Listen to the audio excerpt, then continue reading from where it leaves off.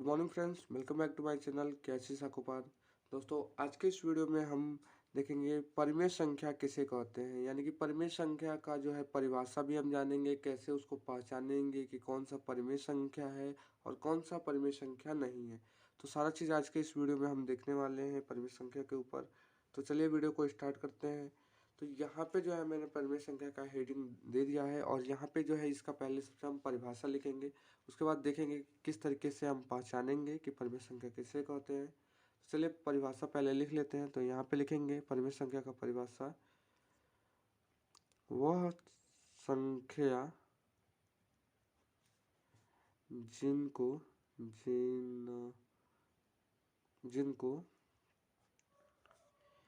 P बट्टे क्यों यानी कि P बाई क्यों के रूप में व्यक्त, ठीक है, व्यक्त यानी कि बदला जा सके, व्यक्त किया जा सके, ठीक है, सके, या जो P बट्टे क्यों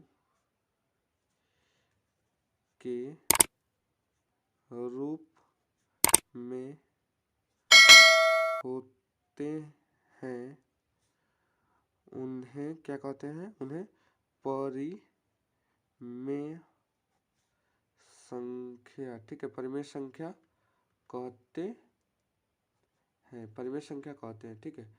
यानी कि वह संख्या जिन्हें P बट्टे Q के रूप में, यानी कि जिनको बट्टे के रूप में हम लिख सकते हैं, उन्हें क्या कहेंगे, परिमेय संख्या कहेंगे। या फिर कोई भी क्वेश्चन में दे देता है अगर बट्टे के रूप में है तो उन्हें भी हम क्या कहेंगे, परिमेय संख्या कहेंगे। लेकिन इसमें एक कंडीशन है कि जहाँ पे, जैसे यहाँ लिख देते हैं हम, जैसे जहाँ Q naught is equal to zero हो, यानी कि यहाँ पे जैसे मैंने लिखा था यहाँ पे P बाय क्यों, यानी कि ये जो लिखा है मैंने P बट्टे क्यों, तो क्यों के जगह पे जीरो नहीं होना चाहिए। इसका मतलब क्या हो गया कि P के जगह पे जीरो हो सकता है, यानी कि बराबर में जैसे मैं लिख देता हूँ कुछ भी, कोई भी संख्या ले लेते हैं, जैसे मैं ले लेता हूँ 2 और बट्टे में क्या कर देता हूँ 1 लिख देता हूँ, तो ये क्या हो गया कि ये परिमेय संख्या हो जाएगा। लेकिन वहीं पे मैं 2 बट्टे 0 कर दूंगा तो वो परिमेय संख्या नहीं होगा, क्योंकि क्यों के जगह पे जीरो नहीं होना चाहिए, यानी कि नीचे जो है बट्टे के, इस बट्टे के जो है नीचे जीरो नहीं होना चाहिए। जीरो ऊपर हो सकता है, ऐसे जीरो लिख दिया, 0 बट्टे 1 हम मान सकते हैं, ठीक है। कोई भी संख्या हो 1 से अनंत तक जो है, उसके संख्या के नीचे हम क्या मान सकते हैं, 1 मान सकते हैं, चाहे वो 1 हो, 5 हो, 10 हो या फिर 100 हो, ठीक है। इस तरीके से 1000, 10,000, लाख कितना भी हो, उसके नीचे हम सबके नीचे क्या मान सकते हैं, 1 मान सकते हैं। तो इसको क्या कहेंगे, हम परिमेय संख्या कहेंगे। यानी कि 1, 2 या फिर कोई भी संख्या हो जो जहाँ तक हम लिख सकते हैं उनको क्या कहेंगे, या जीरो से भी, ठीक है, जीरो को भी इसमें ले लेंगे।